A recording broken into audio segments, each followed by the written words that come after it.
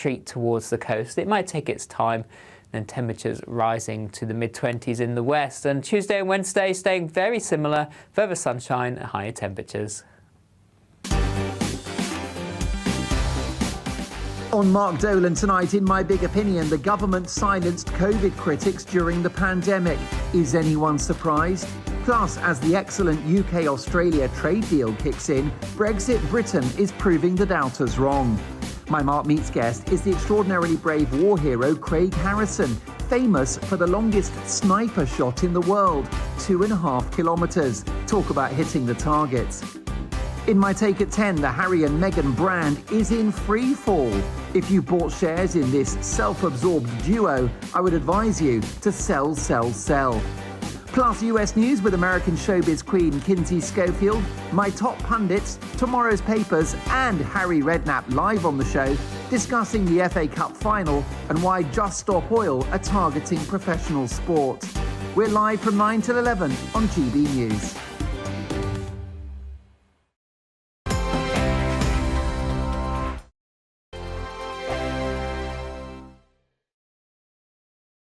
First and foremost, I am a GB News fan, and I was before I was working here. Just love the fact that we're asking the questions that a lot of establishment media won't ask. With a bit of a twist, we not only want to inform you, but we want to keep you entertained. It's worth the drive because you get in and the team's all ready and waiting, they're itching to go, and it's a proper little family. GB News is the People's Channel. It's the audience that makes the programme sing. We're giving our viewers and our listeners a voice. I see the thousands of your letters, tweets, emails, you name it, coming in. Britain is broken.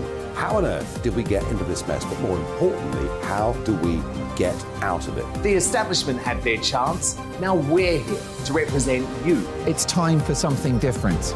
It's time for GB News. I'm very patriotic. I believe in Britain. Our best days lie ahead. Britain's watching. Britain's watching. Join us here on GB News. The People's Channel. Britain's news channel. I'm Simon Evans. Join me on GB News for Headliners at 11 p.m. What's the scoop? I'll be joined by two of the country's top comedians. That's right. As we take a look at tomorrow's newspapers tonight. We're going to get into trouble. If it's a big story, we'll be covering it. Spill some tea on him. There we go. But we'll also have some fun. I wouldn't stick up a bank. My father didn't love me. So anyway, Headliners every night from 11 on GB News, the People's Channel, Britain's news channel. Westminster is going around in ever-decreasing circles, followed by the media. Britain is broken. How on earth did we get into this mess? But more importantly, how do we get out of it? Join me at 7 p.m, Mondays to Thursdays on Farage, here on GB News. We will have open, rational debate. We've got to work out how Britain moves forward from this. Join us here on GB News, the People's Channel. Britain is watching.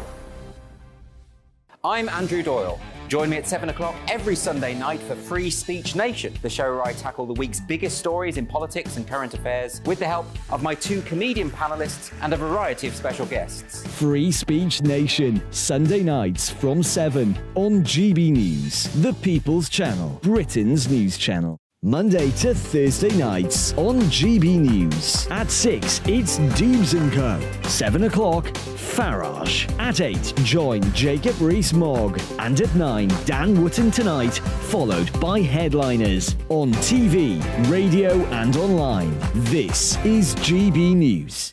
Every Sunday from 11, join Michael Portillo. There'll be topical discussion, looking at the week before and the week to come. So kick back and relax at 11 a.m. on Sundays on GB News with me, Michael Portillo. GB News, the People's Channel, Britain's news channel.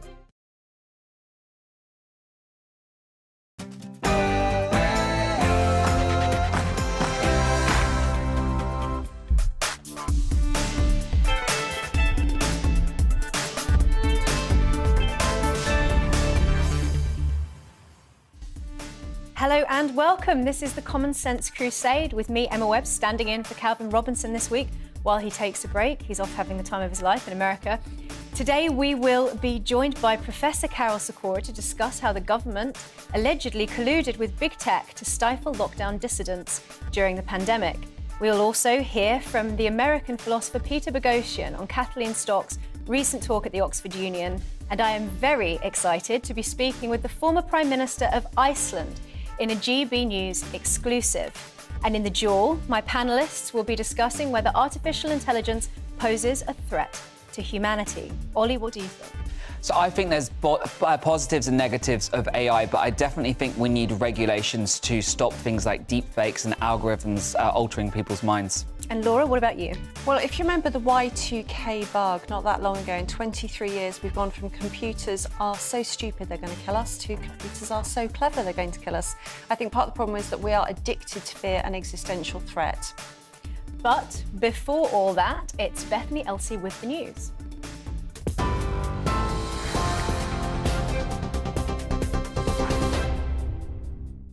Emma, thank you. Here's your top stories from the GB newsroom. The Prime Minister, Rishi Sunak, has offered his condolences to the families of those killed in a train crash in India.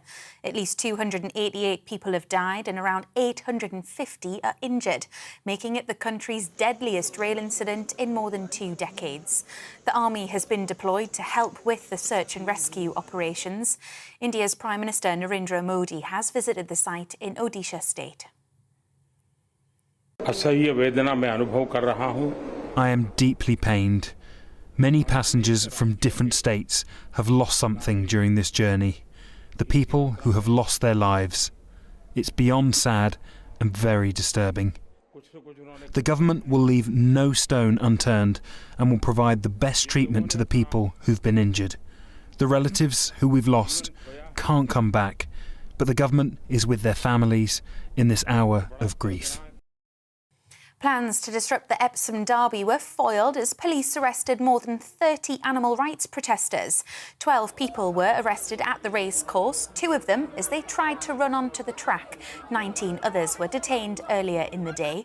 Animal Rising activists had threatened to cancel the event, saying they wanted to protect the horses and were willing to put their bodies on the line.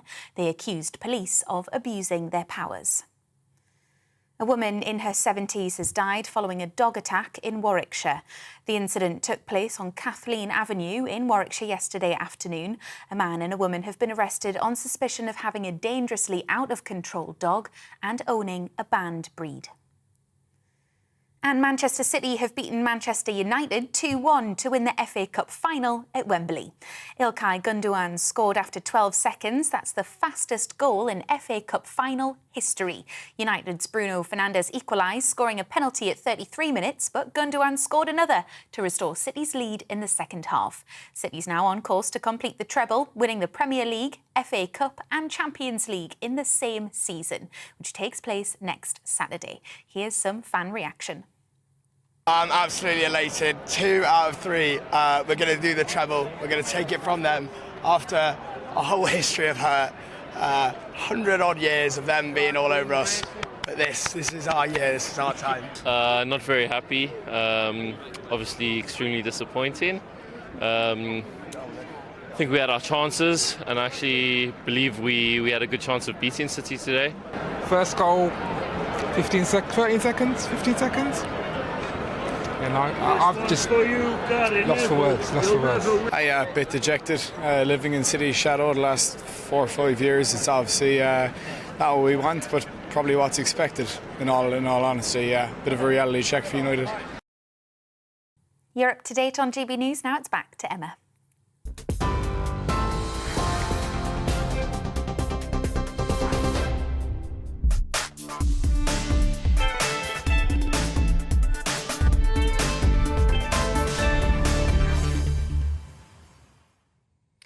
It's all bad news, I'm afraid. Last week, the Tate's new rehang dumped paintings like Waterhouse's Lady of Shalott in the name of inclusivity. This week, the National Trust has announced it's preparing a policy for the restitution of colonial artefacts. But what does that mean? I don't know about you, but after the National Trust produced what looked to me like a poorly researched naughty list of historical properties, I don't exactly trust them with that heritage that they're supposed to be caring for. The Trust has over 1,000 items from South and East Asia in its care. Some of these are at Powys Castle in Wales, the family seat of Clive of India and his son Edward. Born in 1725, Clive was the first governor of Bengal. His son, Edward, was the governor of Madras, and one of the objects in question is a portion of a sultan's tent taken in battle. But now the Indian government are turning up the heat, with Modi demanding the so-called repatriation of artefacts, I think not without cynical political motives either. You may not know this, but in January, a museum in Glasgow was the first, giving a 14th century sword to India. The Horniman Museum in South London sent 72 artefacts to Nigeria, and the Charity Commission, dismissing objections, gave permission to the Cambridge Museum of Archaeology and Anthropology to hand over more than 100 artefacts to Nigeria. The list goes on. And quietly, behind closed doors, our museums are being undermined by naive, guilt-ridden curators who are treating artefacts as if they were their own private property, within their rights to just give away. The reality is, this repatriation business is not as clear-cut as they're making out. Let's look at the Benin bronzes, for example. When Germany sent the bronzes back to Nigeria, they reportedly did so on the guarantee that they would be on public display. Instead, they ended up in the hands of the King of Benin, whose ancestors, get this, were slave traders who commissioned the bronzes. When the bronzes were taken, the Kingdom of Benin was one of the most brutal slaving nations in the world. Well over 100,000 slaves passed through ports controlled by the Benin slave traders on their way to America. As the historian Robert Toombs has pointed out, the British expedition in which the bronzes were taken actually led to the abolition of the slave trade in Benin. And that was a response to the massacre of unarmed Brits and African porters. The right of the King of Benin to these artefacts is also disputed, including by a group of African-American descendants of slaves who filed a lawsuit to stop the Smithsonian Museum from returning bronzes to Nigeria. And what about that literal jewel in the crown, the Kohinoor diamond? It was legally gifted to Queen Victoria by the child Maharaja of Punjab, though admittedly he had little choice in the matter. But does the modern state of India have a right to it? After it was extracted by slave labour under a Hindu dynasty, it entered the hands of their Muslim successors. It was first recorded in the 16th century in the possession of the first Mughal emperor, before it was taken in the 18th century by an Iranian conqueror. When he was assassinated, it ended up in the hands of one of his generals who became the ruler of the new Afghan dynasty. A Sikh ruler then came to own it after he had helped the Afghan king to retake his throne. These are all points that have been highlighted by the British Indian historian Zarir Masani. So who has claim? India, Iran, Afghanistan, Pakistan? Should it go to the central government or should it go to the state government of Punjab? Or perhaps to the descendants of the last Punjab king who settled here in England? One of the most insulting repatriations of all, I think, was Durham University's decision to return a Japanese flag taken during the Second World War as part of a decolonisation, diversification and repatriation drive. What a disgrace. What an insult to people like my grandfather who were starved and tortured in Japanese prison camps. But that just goes to show how warped our thinking has become. It shows just how historically illiterate and reductive their vision of history is. And if we don't fight this tooth and nail, our museums will lie empty. Should every object be returned to its first identifiable geographic provenance? Artefacts will be handed over to whoever shouts the loudest or whoever has the most geopolitical clout, to the detriment of future generations and academic study. Remember when a curator wrote a paper shared with staff at one of our most prestigious museums that claimed that, quote, museums were put in place to legitimise racist ideology? Do you trust these people? People who hold their own institutions in contempt, who see the artefacts that are in their care as something to be purged and insulted, as weapons in a culture war that they instigated. The truth is, the nation simply cannot trust the National Trust.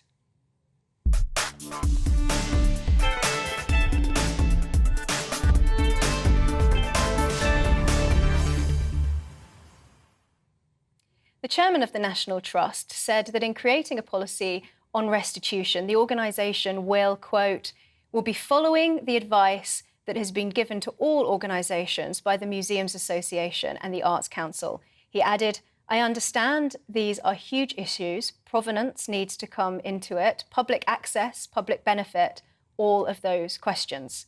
The Museums Association says the repatriation or restitution of museum items can be a powerful cultural, spiritual and symbolic act which recognises past wrongs. But do let us know what you think. GBViews at gbnews.uk or via our Twitter poll, we are asking, should museums repatriate historic artefacts?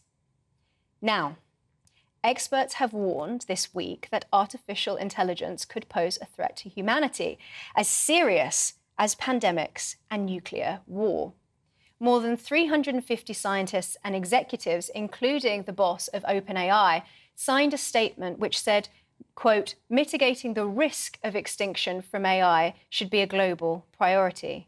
A member of the UK government's AI Council has also warned that some forms of AI have to be banned by government to prevent the technology from jeopardising humanity. All of which leads me on to this week's Jaw.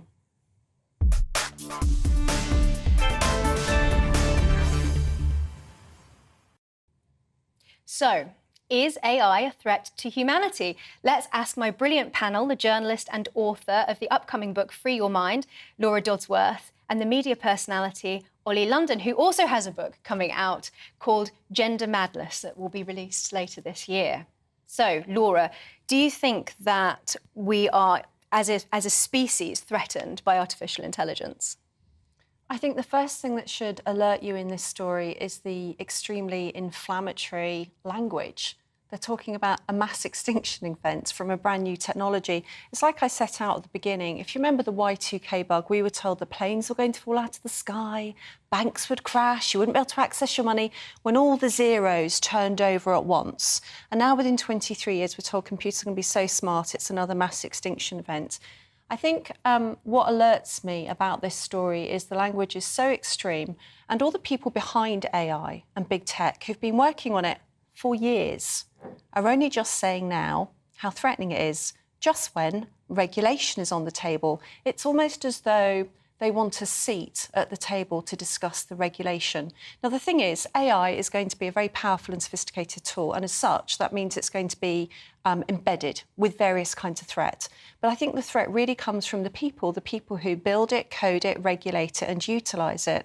There's a story in the Telegraph today about how the government spent £1.2 million with Logically, which is an AI firm, in order to monitor British citizens who were expressing anti-vaccine sentiment, as it was seen.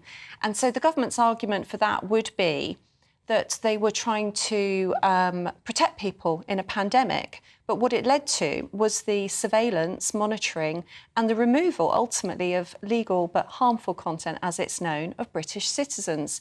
So which was the threat? Was AI the threat, or was the government the threat in a case like that? What do you think, Ollie? Do you think that the technology itself is sinister, or do you think the scaremongering about the technology is sinister? Well, I think Laura made some great points. I definitely think in terms of the government, if they get their hands on it, for instance, in China, how they've been using algorithms on TikTok and the Chinese version of Douyin. So when Hong Kong had the anti-government pro-democracy protests, the algorithm was able to detect who was talking against the government, who was going against the narrative, so they could actually crack down on those protesters.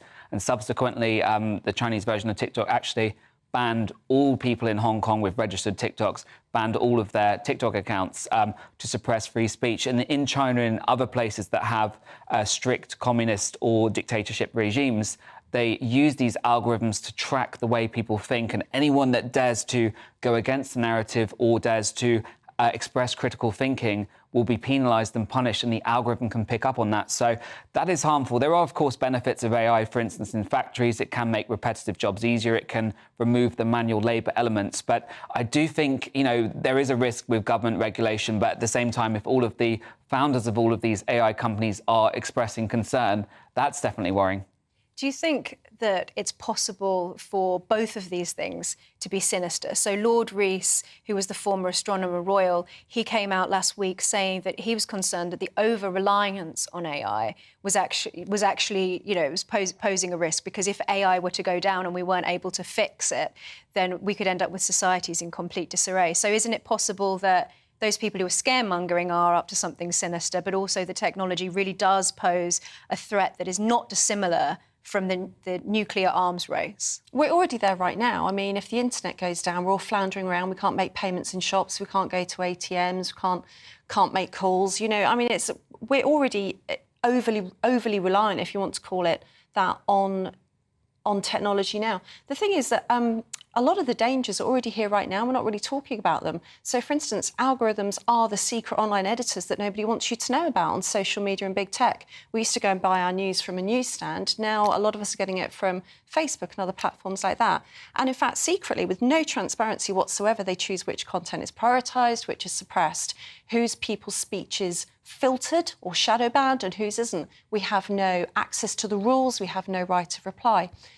AI is definitely going to pose a threat, but I think the threat it poses is when it's in the hands of governments, profit-making companies, behavioural scientists and propagandists, because it's not just about generative language capabilities. It can also be sedimented with nudge and behavioural psychology and used to manipulate people.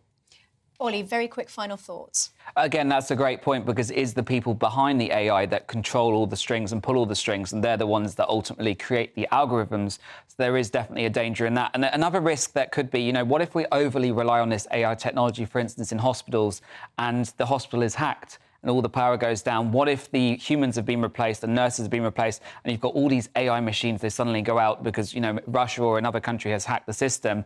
That could have detrimental effects, and, lives could be lost from that. So, it's important to consider that as well. Thank you so much to my duelists. Plenty more to come tonight. Next, I will be speaking to the former Prime Minister of Iceland, Sigmundur Gunnlaugsson. You're watching the Common Sense Crusade live on GB News. On Mark Dolan tonight, in My Big Opinion, the government silenced COVID critics during the pandemic. Is anyone surprised? Plus, as the excellent UK-Australia trade deal kicks in, Brexit Britain is proving the doubters wrong.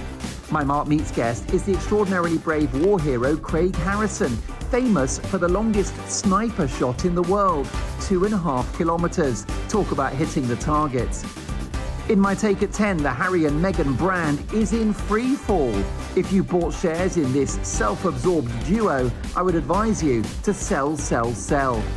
Plus US news with American showbiz queen Kinsey Schofield, my top pundits, tomorrow's papers, and Harry Redknapp live on the show, discussing the FA Cup final and why Just Stop Oil are targeting professional sport. We're live from 9 till 11 on GB News. First and foremost, I'm a GB News fan, and I was before I was working here. Just love the fact that we're asking the questions that a lot of establishment media won't ask. With a bit of a twist, we not only want to inform you, but we want to keep you entertained. It's worth the drive, because you get in and the team's all ready and waiting, they're itching to go, and it's a proper little family. GB News is the People's Channel. It's the audience that makes the programme sing. We're giving our viewers and our listeners a voice. I see the thousands of your letters, tweets, emails, you name it, coming in. Britain is broken.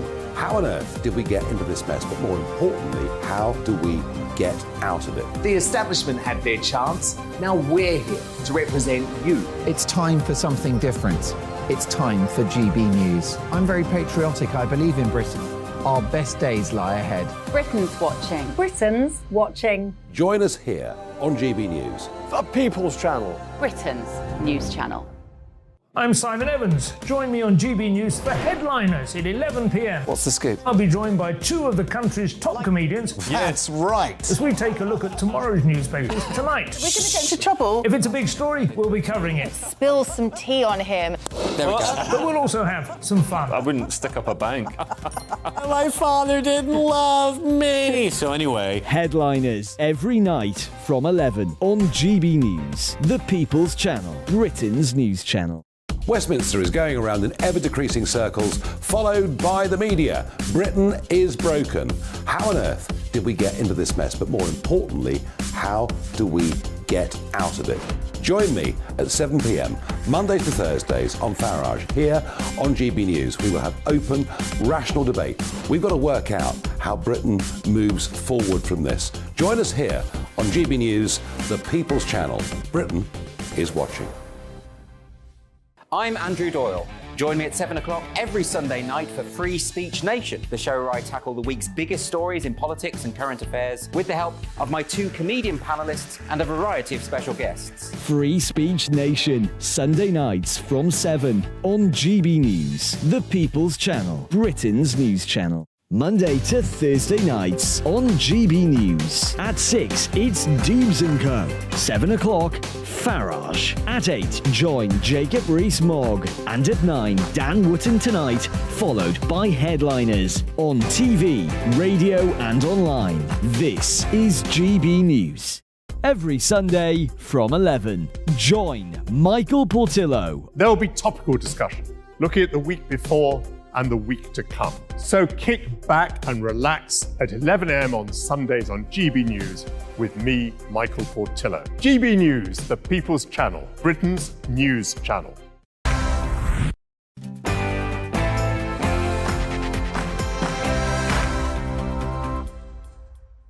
Welcome back to the Common Sense Crusade with me, Emma Webb, on your TV, online and on your wireless. Is Scandinavia seeing a renaissance in conservative thought? It certainly looked that way to me when I recently spoke at a pan-Scandinavian conference in Finland. The conference was called Nostos, after the Greek for homecoming. We also recently saw here in London the National Conservatism Conference. So is there a renaissance happening across the Western world? How woke exactly is Scandinavia? And if there is a viable conservative renaissance afoot in the Nordic nations, how would that impact on post-Brexit Britain? Joining me to discuss this is a guest who will certainly have many views on these questions, the former Prime Minister of Iceland, Sigmundur Gunnlaugsson, who also spoke at the Nostos conference. It's very good to see you again. Thank you so much for being willing to join us tonight. So let me start by asking you if you can tell us a bit about the political situation currently in Scandinavia from where you stand.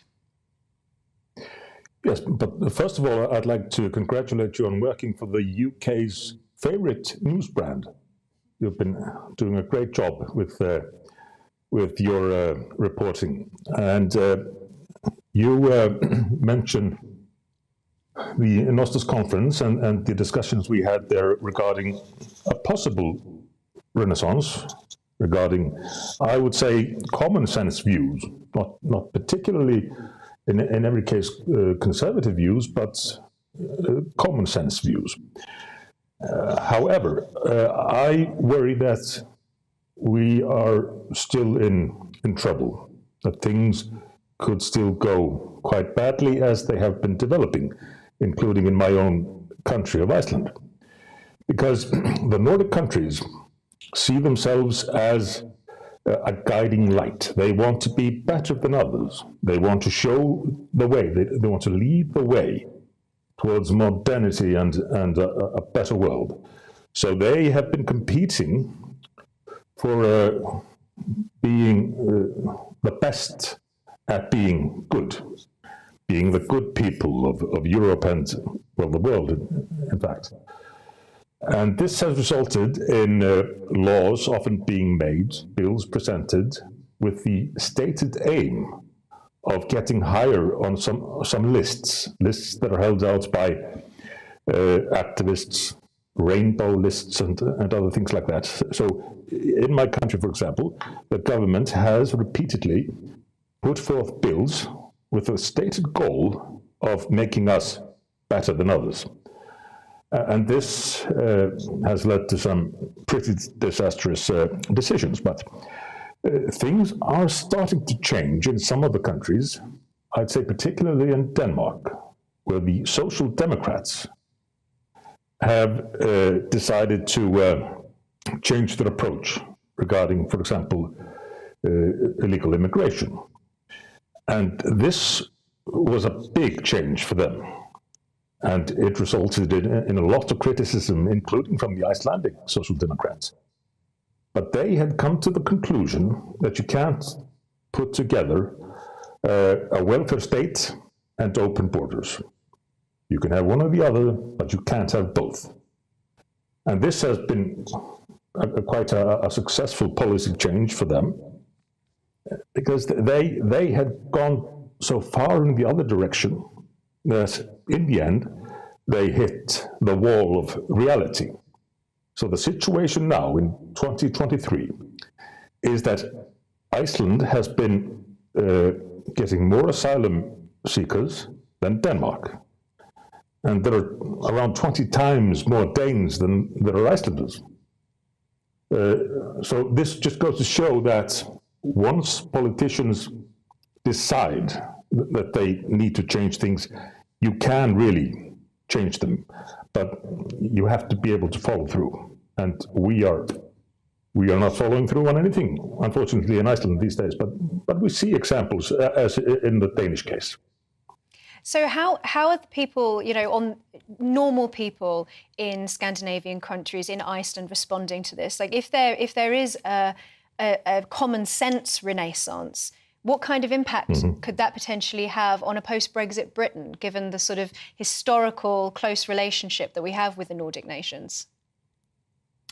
Hopefully, if this possible renaissance continues in the Nordic countries, it could have a considerable effect in the UK, because all the Nordic countries love the UK. We are Anglophiles or Britophiles. We love your history, your culture, and everything about the UK. So we want to be your friends more than anything. And we want to have a very close relationship with the UK, even though we have had our problems with the UK, with cod wars and things like that. But still, we want a close relationship. So if these countries that have seen themselves as the guiding lights of modernity and progress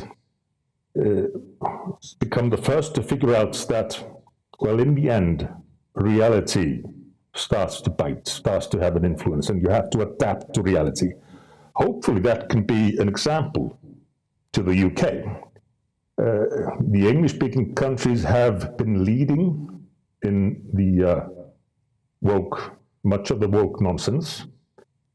And as I mentioned earlier, we in Scandinavia, or the Nordic countries, we wanted to follow that example because we see ourselves as the countries that lead the way in progress. But then I think things went too far, like in Denmark and Sweden, and all of a sudden they faced reality. Some countries, Denmark, Norway to some extent, Finland perhaps have adopted to that reality, and Sweden is maybe starting to do so now. But here in Iceland, we seem to be unable to learn from the mistakes of others. So speaking of, for example, the immigration crisis, last year we had record population growth in Iceland. But for each new Icelandic citizen, over 15 foreign citizens were added to the population. So no country can sustain this for long. We're a very small country, so things happen fast here. But I think my sense is that even here, people are starting to wake up and realize that we have to maintain some sort of control and consider reality along with the desire to be higher on some lists. Thank you very much. That was the former Prime Minister of Iceland, Sigmundur Gunnlaugsson. Thank you very, very much for joining us this evening. And so now we are going to head over to the break.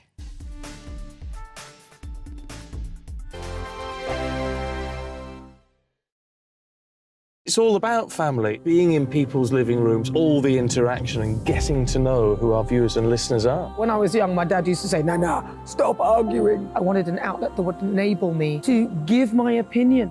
People are going through a really hard time right now, and I know that you don't feel like you're being listened to by the establishment. I came to GB News because it's the People's Channel, and I want the audience to have their say on the events of the day. We're dynamic. We do something different. Democracy shows that the wisdom of the nation is in its people. I get to travel to find out what the story is from a personal perspective. The British people aren't fools. We know when we're not being told the full story. We've got to work out how Britain moves forward from this. It's the best country in the world. The establishment had their chance. Now we're here to represent your views. Britain's watching. Britain's watching. Britain's watching. We're proud to be GB News. The People's Channel. Britain's news channel. Join me, Patrick Christie's, Monday to Friday, 3 till 6. We tackle the day's news agenda like you've never seen before. It's high tempo, high octane, the most controversial topics, and the best guests. You will not be able to take your eyes and ears off it. I'm not afraid to ask the questions that you really want answered. 3 till 6 p.m, Monday to Friday on GB News, the People's Channel, Britain's news channel. Join us every night on GB News at 11 p.m. for Headliners, which is 3 top comedians going through the next day's news stories, which is exactly what you need, because when the establishment has gone crazy, you need some craziness to make sense of it. So join us 11 p.m. every night on GB News, the People's Channel, Britain's news channel. Join me, Camilla Tominey, on Sunday mornings from 9:30, taking the politicians to task and breaking out of SW1 to see how their decisions are affecting you across the UK. Bursting the Westminster bubble every Sunday morning, only on GB News, the People's Channel. Britain's watching. I'm Jacob Rees-Mogg, the Member of Parliament for North East Somerset and a former government minister. For years, I've walked the corridors of power in both Westminster and the City of London. We need to have the arguments, the discussions on how we make it better. Crop failures, famine, war, suffering on a scale completely unimaginable. We are putting the cart before the horse. As Charles I said at the scaffold, he was the true defender of liberty. Yeah, I've completely derailed the conversation. Join me Monday to Thursday at 8 p.m. on GB News, Britain's news channel. So Jubes and Co, we tackle the issues of the day with real, robust debate, both sides of the fence, battling it out with me in the middle with my forthright opinions and views. And often really interesting things happen because you start with a position and then by the end of the debate you find actually, well, I might not have thought about that one. What we need in this country is 2 new political parties. You should maybe think about doing a 2024 calendar. I'm Michelle Dewberry and I'm keeping you company right through until 7 o'clock this evening. GB News, the People's Channel, Britain's watching.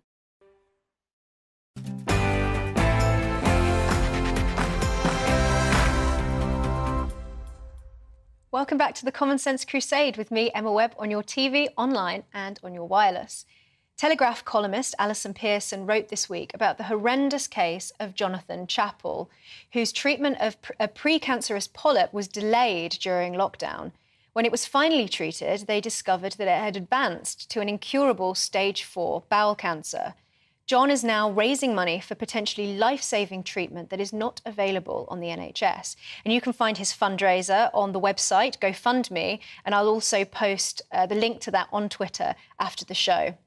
Now, this raises questions about the harms of lockdown, which were raised by some very brave voices during the pandemic. A new story from The Telegraph alleges that the government colluded with big tech companies to stifle some of those voices at the time. I'm now joined by one of those very brave voices who criticised lockdown policy during the pandemic, Professor Carol Sikora. Thank you for joining us, Professor. So first, let's start off by talking about the case of John. So, you know, how has lockdown affected cancer patients across the country? And will we be seeing an increasing number of people finding themselves in a situation like John? I think once it happened, late March last year, a lot of cancer patients are really thrown under the bus. Everything stopped. The hospital service moved towards COVID. It's true that at the very beginning, we didn't know how bad it was going to get. But you could see after a bit that it wasn't going to be as bad as some people said. There weren't going to be 500,000 deaths, which is one of the predictions the government was working on. And yet, if you delay cancer treatment, you do get much greater chance of death rather than survival. So cancer is one of the diseases suffered. People with heart attacks suffered, people with stroke, and a whole range of other things. Delay costs lives in medicine, and that's what happened because of the COVID policy.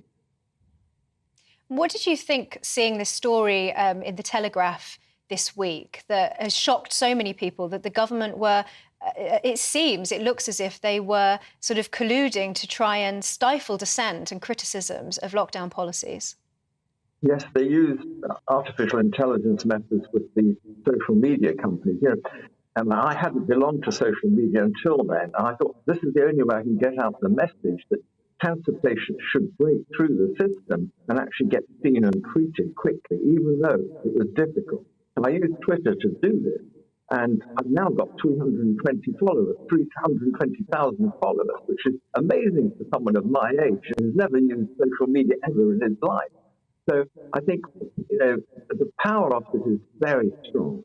And the government got worried about not just me, but Carl Hennigan at Oxford, a friend of mine who's professor of evidence-based medicine, that was saying, this is ridiculous. We don't have the evidence to do this. And the voices were silent. And that's the problem. You can't do that. That's what China does, what Russia does, not what Britain does, not what Western Europe does. And I think it's a throwback to the Eastern Bloc countries of Europe. And it shouldn't happen here, but it did. And it's still going on up to a point. Do you feel vindicated in your position by everything that has come out since the pandemic, and looking at this story and the potential involvement of the government in censorship, not only here, but also in the United States? Do you feel that you were sort of vindicated in having been willing to be one of those brave voices pushing back against this? I think vindicated, it doesn't matter to me, I guess, but the trouble was it's going against the truth. Academic freedom is very powerful in universities. The whole basis of academic life is that you're free to say what you like. And to have the knowledge that people, I was taken off Facebook for 24 hours. Just a routine lecture, which normally went on Facebook, was actually just taken off because it contained stuff about cancer and COVID and lockdown causing cancer patients to suffer. It was all true, but it was taken off because the authorities didn't like it. You can't do that in a democratic society. So I think it can't happen again. I do hope the COVID inquiry isn't just going to be a whitewash, but will in fact look more carefully at all the psychological operations going on behind the scenes during the lockdown. That was Professor Carol Sikora. Thank you so very much for joining us. Now let's read this statement out from the NHS Trust, who responded. We reached out to the NHS Trust for a response to the story of John Chappell, but we haven't received a reply. However, in response to the Telegraph story on the alleged collusion between big tech and the government spokesperson said the unit's purpose is to track narratives and trends using publicly available information online to protect public health and national security. It has never tracked the activity of individuals and has a blanket ban on referring journalists and MPs to social media platforms. None of the people named in this report were ever referred to social media platforms by the government, and any claim otherwise is objectively false. Now, let's bring in my panel to this discussion. So first, Ollie, what do you think, hearing that statement there from the government about this story that we saw in the Telegraph today? Well, it's absolutely heartbreaking, firstly, what John had to go through, and so many thousands of others that were denied cancer treatments or they couldn't get an appointment because of these rules where you weren't allowed to visit a hospital unless it was COVID-related. So I think that will go down as one of the darkest chapters in the history of the UK, basically, because it's heartbreaking. How many lives were lost because they weren't able to get these cancer appointments or these heart appointments? So it's really tragic. And, we know full well that there was a lot of information being suppressed by big tech, working in collusion with the government. And it kind of almost goes back to AI, because the algorithms were automatically on Instagram and Facebook detecting if you mention the word COVID, vaccine, lockdown, or complaining or speaking up about it, you were instantly censored. You would have a warning put on your account. many doctors and people that spoke out were having their voices silenced. And that's why Twitter has become a great platform now for free speech. So, you know, what John's been through is heartbreaking. And the National Health Service was set up to provide free healthcare for every single citizen in this country. So the fact he wasn't able to do that and he's had to resort to, you know, fundraising on his own accord, and thankfully he's raised 120,000. He's a true inspiration and hero, but he shouldn't be having to do that. He should be being treated by the National Health Service. Laura, you've written a lot about this sort of stuff, about the suppression of information, particularly during lockdown, and how people were manipulated by nudge and so on.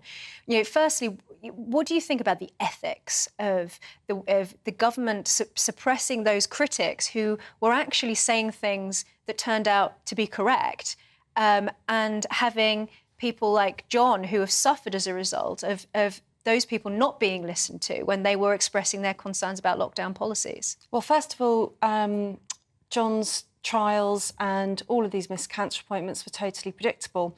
I interviewed Professor Lucy Easthope, who's one of the UK's veteran disaster and recovery planners. When I interviewed her for my book, A State of Fear, she told me, she works in body storage planning. She told me that for every one COVID death, she would anticipate another 4 deaths from cancer, obstetrics, sepsis, domestic violence, etc., for the next 2 to 5 years. You can expect XX deaths to run high for a long time. This was an absolutely known risk that the government denied. The important question should be, why did they abandon decades of pandemic planning and all of the academic and professional expertise that they used to rely on? In terms of monitoring citizens, I think it's appalling, it's abhorrent. I'm one of the people that was monitored according to Big Brother Watch's extremely thorough investigation. I don't buy what the government's saying. I would like to see a UK Twitter files like we've seen for the US. Why haven't we seen it for the UK? Interesting, isn't it?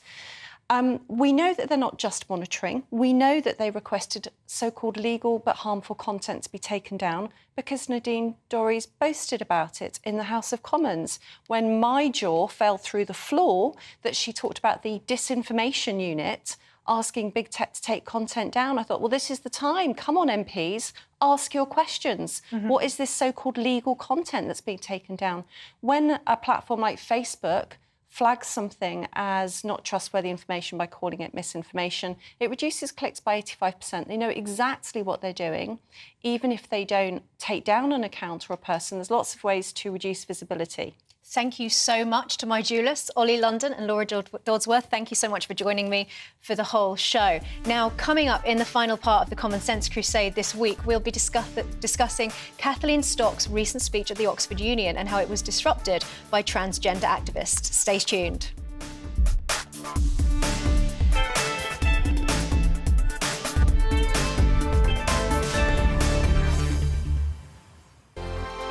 I joined GB News because I was sick and tired of not hearing my views being represented, not just mine, but so many people that I knew and spoke to. I just couldn't get my voice out there. I couldn't say anything. I couldn't do anything. Whatever the narrative was, I kind of had to follow it. GB News is there to provide a voice for those who have been ignored by the establishment media. We think different things, we've got a different style. GB News is here to be optimistic and positive about the future. It's real kind of dynamic and flowing, with the audience very much at the heart of it, like a big family.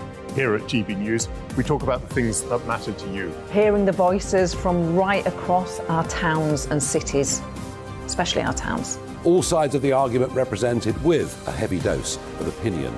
We're on a mission here to make a difference. And the GB News family really is here for you, and whatever time of day you can watch or listen. Britain's watching. Britain's watching. We're proud to be GB News. The People's Channel. Britain's news channel.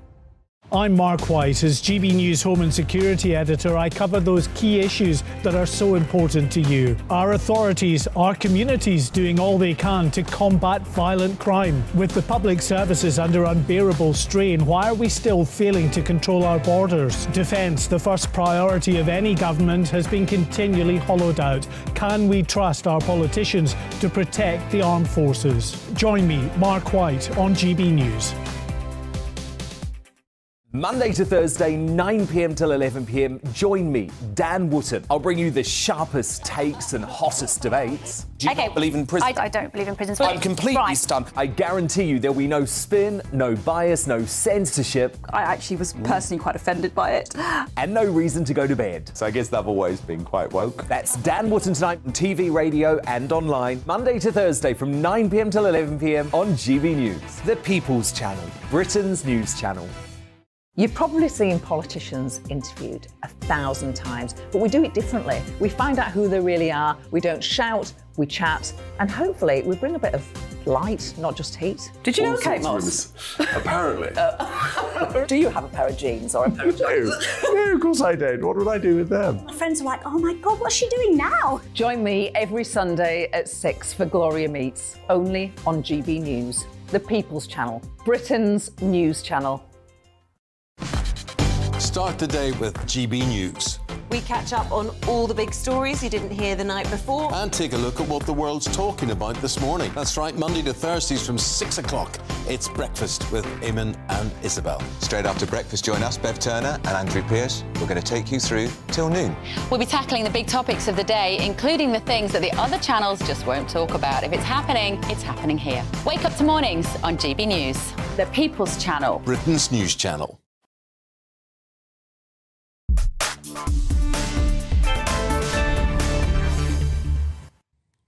Earlier this week, the National Trust said they will be opening the doors to the repatriation of colonial artefacts. So I took to Twitter and asked, should museums give away historical objects? 11% of you voted yes, we are scoundrels, and 88% of you voted no, that is vandalism. And I have to admit that when I tried to retweet it, I accidentally also voted yes there, so I have slightly swindled the numbers there in favour of repatriation by accident. So thank you, all of you, so much for voting on Twitter. Now, earlier this week, transgender activists interrupted a talk by a feminist professor at the Oxford Union. The talk was by Professor Kathleen Stock, an academic who believes in the biological reality of sex and campaigns for single-sex spaces for women. Her address was disrupted for nearly half an hour by activists who objected to her views on transgenderism. Earlier this week, I discussed this story with American philosopher Peter Boghossian. Boghossian is known for exposing gender studies as intellectually bankrupt in what came to be known as the grievance studies affair. He is the creator of street epistemology, a teaching method that challenges people to think about the origins of their beliefs. Now, let's take a look at a clip of him recently speaking to young Americans about whether transgender biological men should compete in women's sports. Take a look. Anyone who does not have the same opinion as you is a bigoted. A trans woman should not be able to compete in women's sports has transphobic beliefs. Point blank, period. Trans women are women. Therefore, they compete in women's sports. Like, that's really just like the end of conversation. Like, there's really no like, oh, but like, you know, like the boys and then the girls and the testosterone. No, like it's all based in transphobia. So it's not about like me believing in facts. It's not about me listening to the research. It's literally just called, like, I'm saying this line because I refuse to be transphobic. And here's what he had to say about the incident at the Oxford Union. Thank you, Peter, so much for coming and talking to us today. So in the run-up to the Kathleen Stock event at the Oxford Union, there were petitions and counter-petitions. There were people who said the event shouldn't go ahead at all because just allowing her to speak was transphobic. And you yourself resigned from a position at a university, as Kathleen did, because your situation became untenable. So how did you feel looking at these scenes unfolding? And did you feel that your situations compared in a way? My first thought when I saw that is there are no guns here in this country, largely. So my first thought was, oddly, as an American perspective, somewhat relieved that I knew that she was not going to get shot, because I always think about that when I do events in the United States. My second perspective was, what a stain on the institution. What a stain that the Oxford Union, whose entire purpose is to have debates, would have to deal with a very small group of megalomaniacs who want to limit the speech of others. Now, if they don't want to go, that's fine. There should be no compulsion. Nobody should force them to go. The problem is that they want to force other people not to go. They want to shut down. It's a new type of totalitarianism, and it's a new type of authoritarianism. So more than 40 academics signed a petition in favour of Kathleen being allowed to speak. And in that petition, they said that they believe that the university exists to promote the disinterested pursuit of truth via reasoned argument. But that seems to be, what is really being disputed here. There are some people who believe that the university is for the disinterested pursuit of truth, and there are other people who take this sort of safetyist perspective.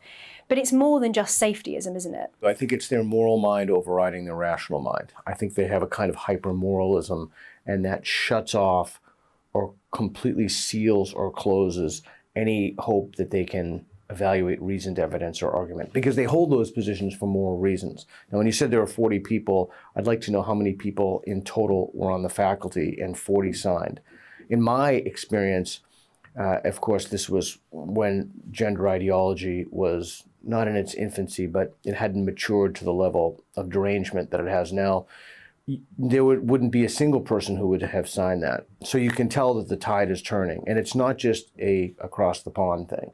The tide is turning on the ideology. So the fact that 40 people signed it all is interesting. So you were also involved in what came to be known as the gender studies hoax, where you and some of your colleagues submitted essentially fake journal articles that were accepted by peer-reviewed journals, and it showed up the academic industry really to be completely bankrupt. And yet nothing seems to have happened. There haven't been any consequences as a result of that, except for the people who were involved in submitting those journal articles in the first place. Can you tell us a bit more about that? Yeah, I think we won the battle but lost the war. I think the ideologues who are pushing out propaganda, there's no politic way to say it. These are moral impulses by ideologues. And the people who have pushed this out and are driving this in peer-reviewed journals, they're not doing that because they have good evidence for what they believe. They're doing it because they want to forward moral ideas. That's the key to this whole thing. And when you understand that the movement, wokeism, critical social justice, whatever you want to call it, this is fundamentally a moral movement. It's not based upon evidence. So, for example, from what we talked about before, trans women and women's sports, it's not as if there are no gotchas. So it's not as if you can give physical characteristics of the average male, physical characteristics of the average female, and say, aha, see, gotcha.